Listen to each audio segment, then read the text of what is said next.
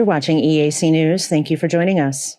Today, July 23rd, 2023, is Cambodia's 7th National Assembly election since the country introduced multi-party elections in 1993. Prime Minister Hun Sen will be one of just under 10 million registered voters expected to participate in today's election. He is returning to his home precinct in Tak Mao with his wife, First Lady Bun Rani, to cast their votes in today's election. His reigning Cambodian People's Party, or CPP, is one of 18 parties on this year's ballot, many of which only had their first National Assembly run in the last election held in 2018. NEC spokesperson Heng Putia said that over the last 3 weeks of the election campaign, 16 of the 18 parties have been campaigning at polling stations with lists of candidates. Noticeably absent from the election is the major opposition Candlelight Party, which was denied running this year based on insufficient paperwork. The party's efforts to protest the NEC's decision was met with a new law being passed earlier this month, which penalizes any person or party that discourages others from voting or encourages them to spoil their ballots. So far, 17 opposition members have been fined under the new law, in addition to having their voting rights and ability to run for office taken away for at least 20 years. Today, Cambodians will vote for a party rather than an individual. The winning party will then fill the 125 seats in the National Assembly, who will then confirm a prime minister. Currently, the CPP holds all 125 seats, in addition to all 58 seats in the Cambodian Senate. National Assembly elections are held every 5 years, while Senate seats are up for election every 6 years. In an interview with Chinese television station Phoenix News on Friday, Prime Minister Hun Sen hinted that his son, General Hun Manet, could be prime minister within the month, depending on the results of the election. He stressed that he would be the one to transfer his power to his successor, and that it would not be for his son's sake, but for the benefit of the nation, the people, and the peace of the country. We now have Anthony Ellis. News reporter Anthony Ellis is on the scene in Tak Mao, where the prime minister will be casting his vote today. He's been speaking with some international observers, and we'll get his take on what's going on. Hi, Anthony. Good morning. This morning. Yeah, great. How are you? Yes. Yeah, good. Thank you. At the moment, at Anuwat Burunami Hun Sen Primary School in Kandal Province. What just as you can see, people have starting to arrive. We've already done a couple of interviews with some observers here. We had a chance to meet with the Prime Minister of Guinea-Bissau, Prime Minister Nabem, and also Pakistani Senate. Great. And so you've talked to a couple of the international observers. What are their take on the Cambodian election so far? So far, they've been walking around. They've gone into the polling booth station, had a look around, and they've seen there's everything seems to be in order. People seem to be happy, and everything's going fine Okay, so I see a line of people behind you. How long are the lines today? The line has just started to begin. It's not very long at the moment. As we know, the polling booths should be opening up any moment now, where people start going inside and vote. Last year with the Songkran elections, which were at the same spot, it did start to get busy between 7:30, and from there onwards. And at the moment, we're just still waiting for the Prime Minister to attend. Okay, so polls open at 7. Do they go all day? Do people have all day to vote? No, the polling booths shut down at 3 p.m. this afternoon. So they're open from 7 till 3, where everyone has got a chance. As you know, yesterday the Royal Government also provided 400 free buses to take people all over the provinces of Cambodia for free to be able to vote for this morning. So Christian, now it looks like the Prime Minister has just arrived now. And so we'll just probably cut across and have a look as he comes out of his car and watch him going to vote. Great. Thank you so much, Anthony. We'll catch up with you. The government's Ministry of Information organized workshops for the observers, and so far everyone has seemed content that Cambodia is hosting a free and fair election.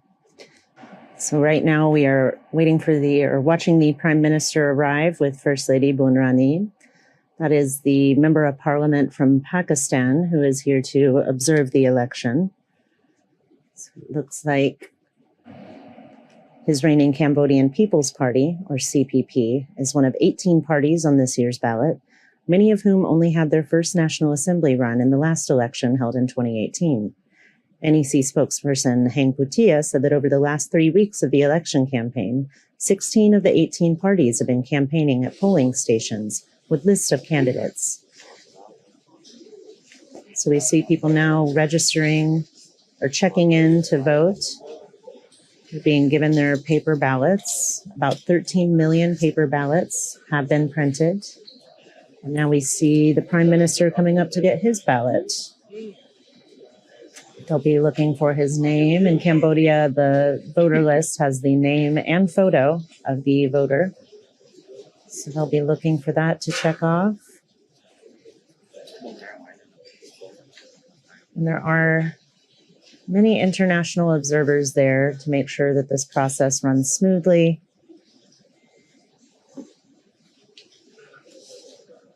So the NEC has printed 13 million paper ballots this year that have been distributed to the provinces, but only just under 10 million registered voters in Cambodia.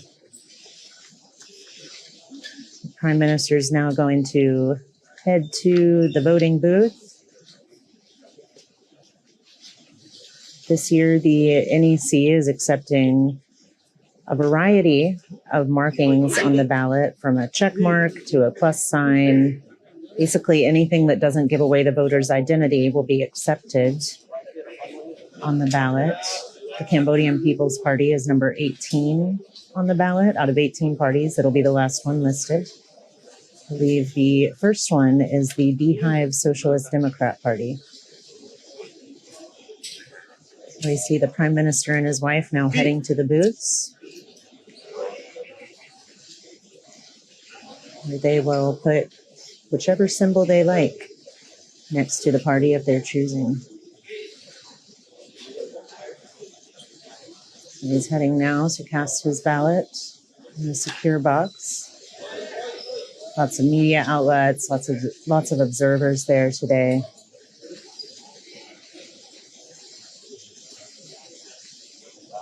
The Prime Minister has cast his ballot. He'll now dip his finger in the indelible ink that Cambodians use to prevent double voting, and also to show that they have voted. People will be showing their fingers off this week to show they have voted. So it starts out purple, but as our news reporter Anthony Ellis knows, it will be black by the end. So now First Lady Boon Ray Nee will dip her finger in the ink to show she has voted.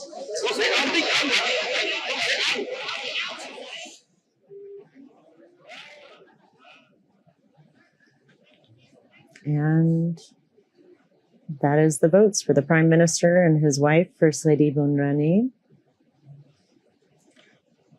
The polls today open at 7 a.m. and they will close at 3 p.m. It should give enough time for the 9.7 million registered Cambodians to head to the polls. They've been heavily encouraged this year. You see there, it lists the photo next to the name and the birthday of the people on the voting list.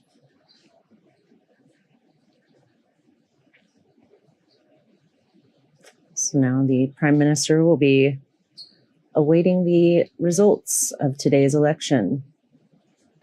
So we see the Prime Minister and his wife are now leaving. They'll be awaiting the election results for the day. The Cambodian People's Party currently has all 125 seats in the National Assembly, in addition to all seats in the Senate. So we will see how today's election turns out. There are approximately 333 international observers set to observe today's elections to ensure that they are indeed free and fair. Among them is the Prime Minister of Guinea-Bissau. There's a speaker from the Parliament of Malaysia. And today, Anthony has spoken with another member of Parliament from Pakistan. Following the observers' statements, the Prime Minister explained that in the election system in Cambodia, It's held every 5 years. So we've now got Anthony Ellis, who is talking to what appear to be some observers. Thank you very much for your time this morning, Prime Minister. Please introduce yourself. Thank you. My name is Nuno Nebian. I'm the Prime Minister of the Republic of Guinea-Bissau. I'm here as observer to the election. And also we would have a chance to talk with the government regarding our bilateral relation between Guinea-Bissau and Cambodia. So we came early to the polling station. This station certainly you're going to be voting the Prime Minister. So we came here early to observe, the procedure. If everything is going as planned, we find out definitely that everybody is in this polling station on time. The polling going to happen at 7 a.m. As planned.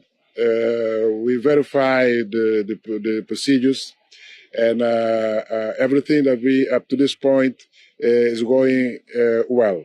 So the certification process is done properly in front of everybody.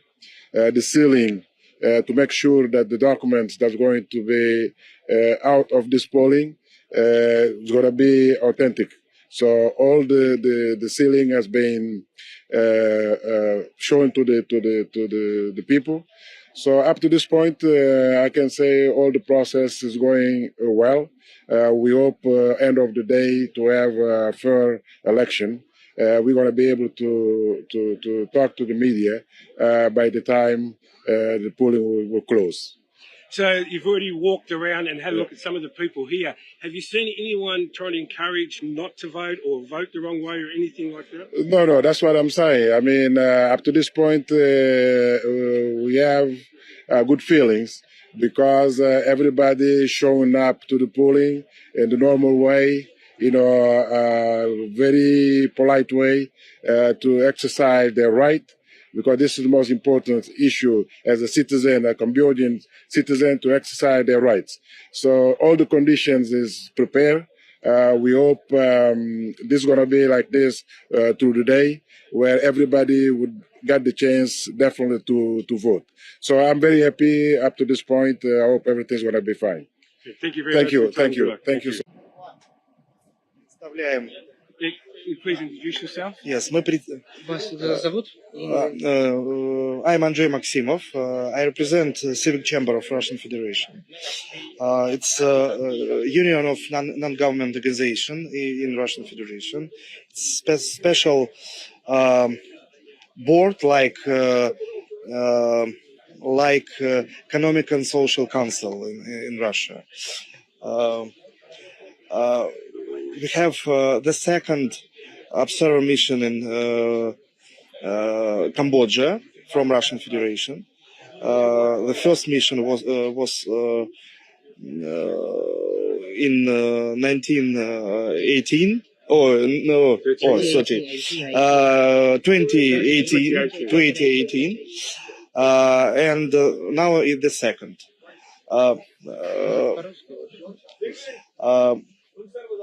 Мы приехали для наблюдения на выборах позавчера. К сожалению, мы не смогли наблюдать за всем избирательным процессом на стадии выдвижения кандидатов, на стадии, соответственно, ведения предвыборной агитации. Но мы видим, что в выборах принимает участие 18 политических партий. Достаточно четко соблюдался день тишины, то есть мы не видели нарушений предвыборной агитации, которые были вчера. We came only 2 days ago, and we are a short-term mission. That's why we cannot judge the whole process, starting from the candidate nomination, voter registration that took place months before that. Still, they observed the silence day enforced strictly by the government, and the political parties adhered to the national regulations. And so far, we have not seen or confirmed any transgressions, but it's just the beginning of election day, so we have to see further during the day. And of course, the post-electoral phase is very important for us to observe. Мы, конечно же, с глубоким уважением относимся к истории, к культуре Камбоджи и к тем традициям, в том числе, которые сложились за последние десятилетия здесь в части голосования, проведения выборов. So, of course, we have deep respect to the history of Cambodian people, culture, and the traditions, also political ones, that have been generated or just occurred, just produced by the society in the last decades. And of course, the democratic setup built here in the last decades. We also we understand how it's undergoing its transformation from the civil war phase to the establishment of a stable liberal democratic regime. Мы видим, что здесь за последние 30 лет сложилась стабильная политическая система. Каждые 5 лет проводятся выборы с достаточно активным представительством самых разных политических сил. И хотя мы не можем давать политических оценок тому, что происходит здесь, мы будем скрупулезно и четко следить за соблюдением процедуры голосования на протяжении того периода, что мы находимся, в частности, сегодня с 7 утра и до окончания подсчета голосов. So we have seen the period of political stability in the last 30 years after the Civil War, and definitely as a civil society organization, after all, they're a civil society organization, they are not about politics, they are more about electoral technologies and electoral solutions.